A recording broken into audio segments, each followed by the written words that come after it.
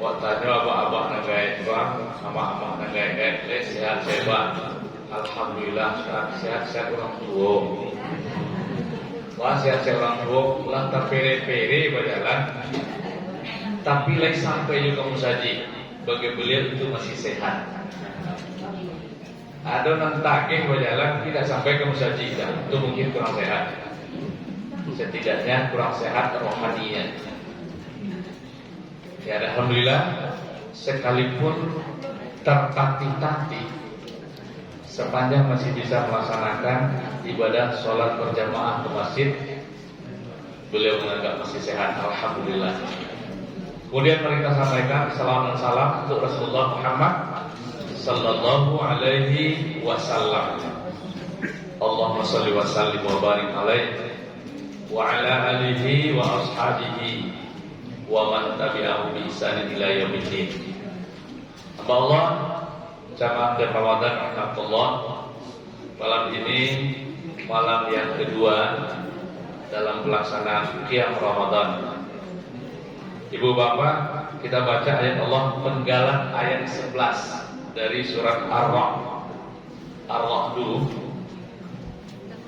A'udzubillahi minasyaitonir rajim. Bismillahirrahmanirrahim. Innallaha la yughayyiru ma biqaumin hatta yughayyiru ma bi anfusihim. Kita ulangi. Innallaha la yughayyiru ma biqaumin hatta yughayyiru ma bi anfusihim. Mudah-mudahan ayat ini bila diterjemahkan tidak kena delik oleh Bawaslu. Karena ayat ini ada sentuhannya dengan istilah politik hari ini. Dan kata Bawaslu, jangan bicara politik di masjid. Nah kalau ayat kita baca gimana? Lenda baru, kan? Lenda terkabik lo, Pak? Hah? Iya, dulu yang melarang itu Belanda. Ini Belanda tidak adol. Ya dulu larang. Mungkin anak pisang Belanda.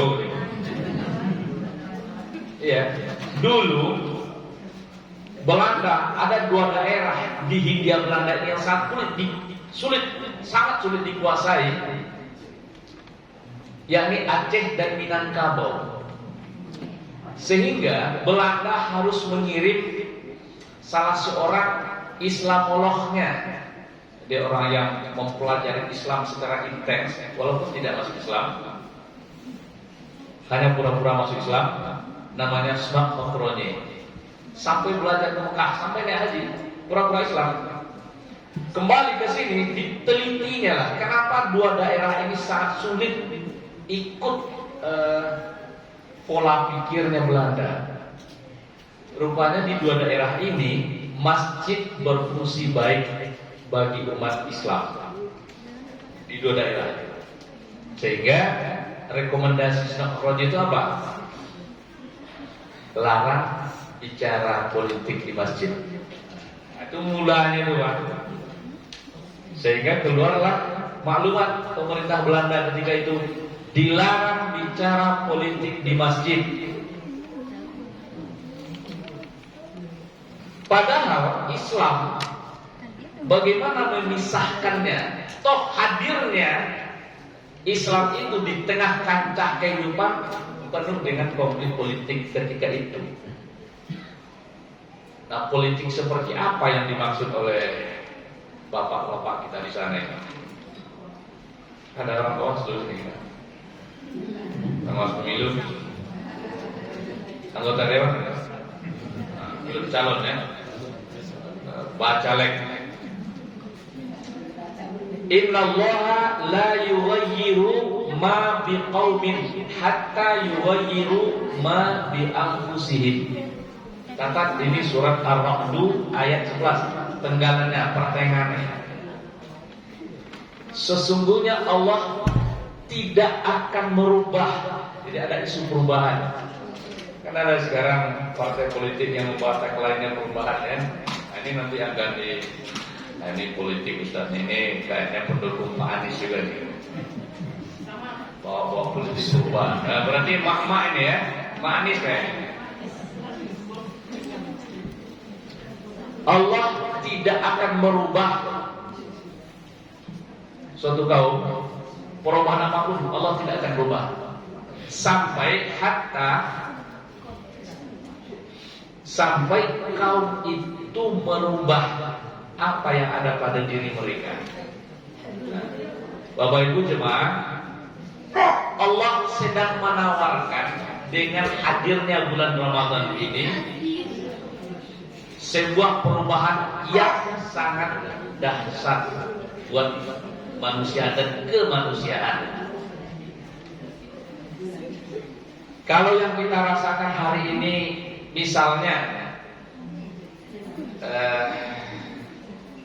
kalau itu berbohong, tidak apa-apa. Jadi kalau itu berbohong, ditangkap, kenalah 10 tahun sampai tahun. Tapi kalau itu berkali-kali berbohong, biasa aja. Gimana nih kira-kira Pak? Lain tidak Pak nagari model itu? Di satu sisi kalau yang pihak sini berbohong itu biasa-biasa aja, berkali-kali berbohong. Tapi kalau yang di lain sisi berbohong itu langsung ditangkap, dipenjarakan. Bekolola sidangan, penjara dulu jelek, menyebarkan berita bohong. Itu modelnya. Dan ada lagi modelnya, ketika kita kadukan nasib kita, kok betapa sulitnya di negeri penghasil minyak sawit nomor 2 dunia, kok rakyatnya kesulitan minyak goreng. Nah kece ibu tuh, ya kalau susah minyak goreng abu isi lah lain. Maka susah-susah banget. Apa heran ibu-ibu pula? Aku ke radio mengaji saya. Suatu majlis taklim lah. Tidak ibu-ibu sigur.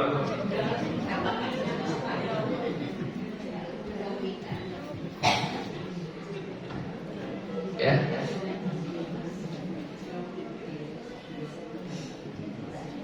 Heran. Ketika masjid kita tiba-tiba Ustadz sedang ceramah, lalu ada pemuda masuk bawa pisau dan menusuk Ustadz yang sedang ceramah, berdarah-darah. Lalu dikadukan ke pihak berwajib. Maka kata pihak berwajib, hanya kilo lah biasalah. Ada imam lagi sholat ditusuk. Ketika ditangkap, karena umat ini tidak mau main hakim sendiri, dilaporkan ke pihak berwajib. Lagi-lagi jawabannya kilo Pak.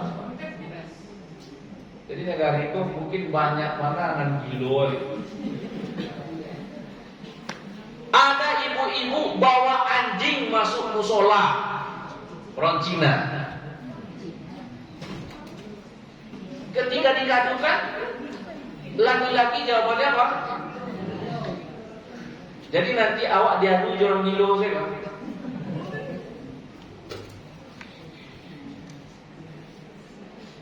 Itulah kondisi. Dan yang miris kita begini, Nabi kita sudah mengungkapkan jauh. Begitu di depan para sahabat, suatu kali Nabi mengungkapkan, suatu saat kelak kalian ini seperti makanan yang diperebutkan oleh para serigala. Diperebutkan. Lalu sahabat bertanya, apakah ketika itu jumlah kami sedikit ya Rasulullah? Justru kalian ketika itu mayoritas, tapi kalian ibarat buih ruok, nyubanya tapi isinya tidak ada. Tidak diantar ruok itu cuma tusuran semua. Ruok yang banyak itu Pak. Tidak tuh digadu, cuma ledak seorang hilang. Kamu